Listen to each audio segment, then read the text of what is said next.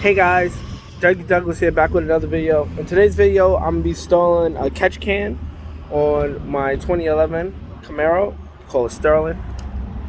So I kind of jumped into it and I forgot where I was going to record this. So I'm kind of jumping in like, not midway, but where you get to the most important parts.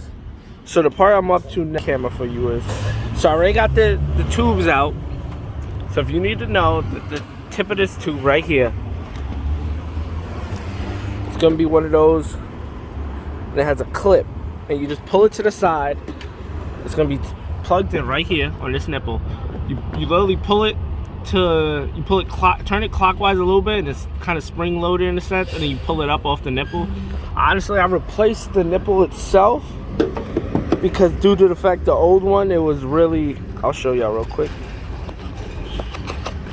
It was really kind of, it was disgusting to say the least. So the front, first off, the hole at the top is really too small. And as you can see, all the carbon buildup that surrounded the bottom basically clogged it in. I bought a standard. It's the company I bought for the replacement. Let me see if I can get the part number for it is a V518, just in case y'all want to buy it and replace yours yourself. That's what I seen as the smartest thing to do. So long story short, it's gonna come in a box. Mine's Billet Customs, came in a box like this. Mine's already took it out. This is the catch can itself. It has the entry hole, the exit hole. The little hole in the back is for you to bolt it on this mount that I'm gonna show you real quick. That's how you can drain it straight out the bottom. Or I'm gonna unscrew it real quick. You can unscrew it. Give me a sec. It's gonna have the two cups. That's cup one. Basically, that's what it drains into. These are the walls, so the separator walls. And I dropped the plate. My bad. This is also gonna be a plate. It's gonna help basically separate it when you get all the back pressure happening and the oil come flying through, so it don't go into your intake, you know, clogging up everything. It basically separates it as best as it can for a budget. There is better ones out here, but for a budget, $100. If I'm positive, I spent a little less because I spent like 80 or 90 because of the discount. I think it's good for the price. So yeah. So then under I took off the cover.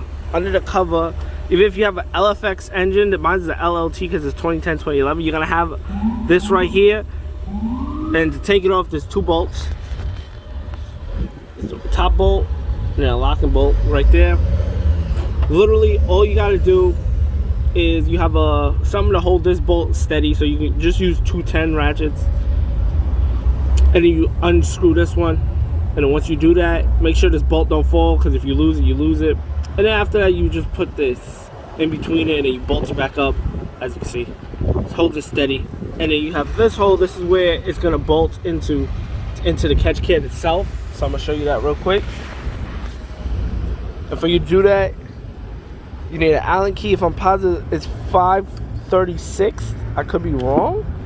Let me see, just to verify for it. It's 532 is the one I'm using. I'm using a little ratchet. So I'm gonna ratchet it on real quick. Just give me one sec. And just in case you want to be one of those people, just in case you worry about leaks and stuff with the fittings that goes in the hole, for this kit it's going to be plastic. I would recommend using this Teflon tape. So basically you wrap it around the actual threading, and then you kind of tighten it in if you don't want to worry about leaks. So I'm going to do it. I'm going to show you how it looks after, and I'm going to put it in before I even bolt it up to make everything easy. So since I'm doing this with one hand, I'm going to do it like this. But basically, as you can see, you just roll it around the thread just a little bit, not too much, because you don't want it to be too tight when you're trying to thread it into the actual catch can. You know, just do like a layer or so, I'd say. Make sure it's even, things like that. So, and then when you put it in like that. Honestly, I'm not really worried about it. I'd rather it not leak than it to be all cool. If you want to not use it, that's up to you. You know, that's kind of personal preference. But I'm gonna use it just to be on the safe side. So after I'm finished threading this in, I'm probably gonna put it on now. So this is how it basically looks with both fittings in. Try to get it even, I would recommend. And you get a good look on it. Make sure you even out the tape on it so it don't just, you know, just unwind itself. I don't know, personally, I think you could probably take off the excess and, you know, let it be. As you can see, there's the thin wall in the middle that helps separate it when it goes through. So then from here, as you can see, it comes with like this netting. I don't want to call it netting, but it's like little metal, so I guess it helps catch the oil when it's going through as well, to help also separate it even better.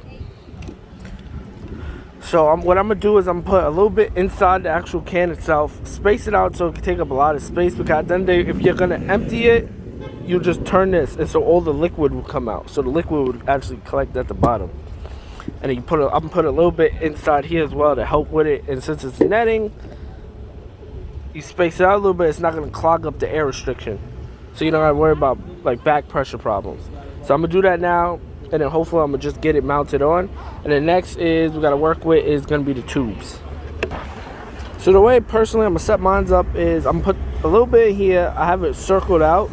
So when you squeeze it down, it's going to collect against the wall. And I put a little bit actually in there and made it where it goes through.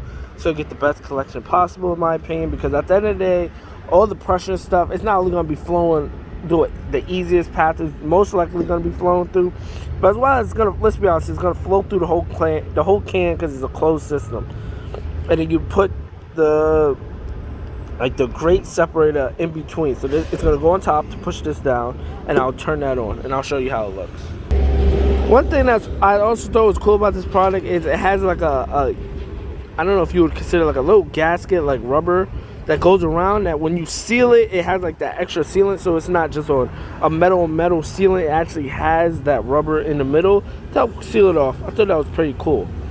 So for now, from here, what I'm gonna try to do is I'm gonna try to mount it up, and I'll just let you know how that looks. Basically, there's gonna be a little hole on both sides, and it's gonna go in and tuck right against the mount, but tuck tight enough against this, so when you look at it from the side like this, you're not gonna even see that there's a bolt holding it in.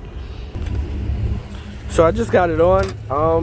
Word on the wise, I'm gonna go so y'all don't go through the struggle I go through. So I took it back off to get the Allen key in, because doing it like this, you're gonna be here for a while, and you're gonna struggle and waste 20 minutes of your life, to be honest. So do that, and also add a washer here, so when you tighten it down, if you want it real tight, you don't gotta worry about it scratching the metal, because it will scratch the metal. But yeah, so that's how it looks sitting. Now it's up to the more harder part, because now I gotta cut this to get the fittings to put it back on and add it onto these. So yeah, now we get to the fun part. I'm basically right now just gonna measure it out.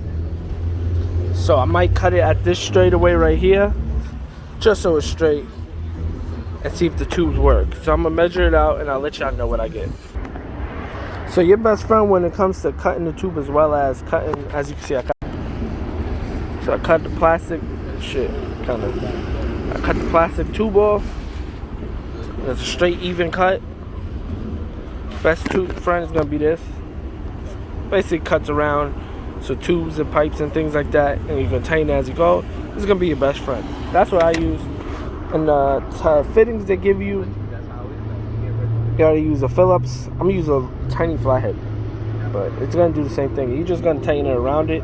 You're gonna stick this tube into that tube, and you're gonna put the fitting around it so it tightens, because the tube they give you is bigger than the pipe. Okay, so due to the elements and the fact that it's about to rain, it's actually starting to drizzle, I kind of rushed and finished it up.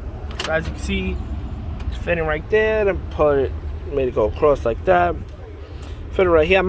I'm definitely probably gonna edit this on a better day, because I don't like how it kind of kinks right here. And I know for a fact, especially with it being a vacuum, that could become a problem in the future. I'm probably going to edit that, because I was trying to rush because of the elements. So you see I got it connected there, pushed down into here. So that's basically it for this episode. I'm going to clean it up real quick, run it, and make sure everything's good. Basically, that's going to be it.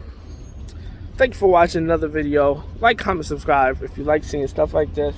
You know, put your input in the comments. I really don't mind. I like seeing, the community and try to help each other.